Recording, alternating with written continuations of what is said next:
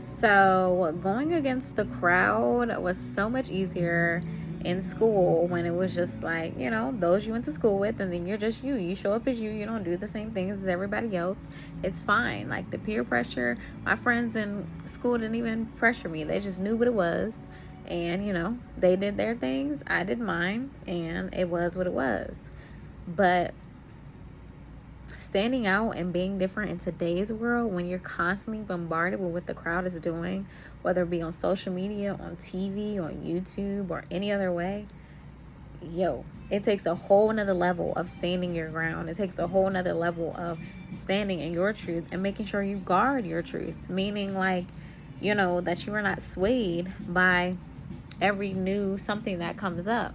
A lot of times it happens unknowingly. Me and my friend were just talking about how there's a lot of groupthink that happens, when people are on social media a lot. I don't think people go on there to think what everybody else is thinking, but when you're just taking it in, especially when you're taking it in without a filter, without, having your guards up, you inadvertently just kind of become and absorb whatever's on there already. And so, yeah, like, I find myself feeling like so much of the oddball out these days, because I'm like, oh wow, like, even though I'm back on social media now, I'm still not like immersed in the, general culture of it. And I feel like I'm the weird one for, having my own thoughts, having my own opinion, having my own ways, etc. But it's like, that's how it ought to be. Like, all of us are supposed to be unique, supposed to be our own selves. And there's a lot, like, even in people that are like being themselves and, saying they're so different. Unfortunately, in today's world, a lot of people are so much of the same. And it's unfortunate to see. It's like, can you step away for a minute and discover the true you, like the you that you would be without all of this input? Like, who would you be by yourself in a quiet room? And I don't feel like that's something you can discover in one day after taking in years of social media and movies and other people's opinions and your family culture and whatever else. It's something you have to intentionally do, separate yourself from, and sit in the discomfort of not having those stimuli, and just sit with yourself, discover yourself, see what things you actually like and don't like, see what things you actually believe and don't believe, see what things you actually would do going forward if social media wasn't telling you that was the norm, if TV wasn't telling you that was the norm. Like, who would you be if we lived back in the days where, there was no TV, no social media, etc. Now, granted, there's a part of us that can't fully live like that because we live in the reality that these things exist. But there is a way in which you can recenter yourself to the place where you're able to discover the self that God created you to be without the bombardment of all of the external stimuli. It is well worth it to take a break.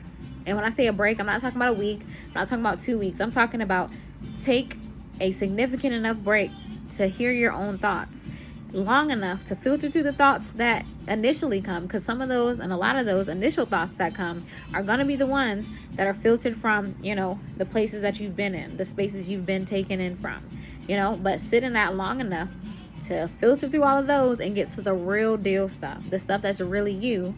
And then you can pick through it, see what actually fits, leave behind what doesn't. And then when you emerge again into certain spaces, you emerge as the true you, the you that was not made up by all of these bits and pieces that you took in, but it's the you that you and God know, the one that God knew the whole time, but now that you have more awareness of because you sat with him, just you two, without the crowd, without the input from everybody else, to discover that true self. And then you get to come and be a light in a special way. You get to be that vessel that he created you to be, that his light will shine through, his treasure shining through the specific vessel that he created in you for it to do. And not the copy paste version that was shaped and crafted by whatever other spaces, whether it be, like I said, social media, movies, TV, family, church, your community, etc., school if you're young enough. Like, you get to know yourself for yourself. And, some of these places you can't just leave, but you can be intentional about withdrawing enough to learn yourself. You can still be going to school every day, but being intentional in not just passively taking in everything that is told to you. You can still be going to work every day, but being more intentional and thoughtful about reflecting on the things that you took in that day and filtering through them.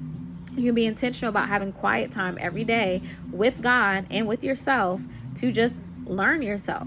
What would you do without the prompting of anything else? Like being intentional in that space. And I'm not gonna lie to you, like I said, it could be uncomfortable in the beginning, because it's kind of like if you're used to always being taken in all the time, and you make yourself just stop and sit in the quiet. You make yourself just stop and sit with yourself. There's probably some feelings in there, some thoughts in there, some memories in there, something in there that you haven't dealt with. But even if it's not heavy stuff, it can still be uncomfortable, because when you're used to dopamine hit after dopamine hit after dopamine hit, you're used to intake after intake after intake, and you pause all that, it's almost like a drug.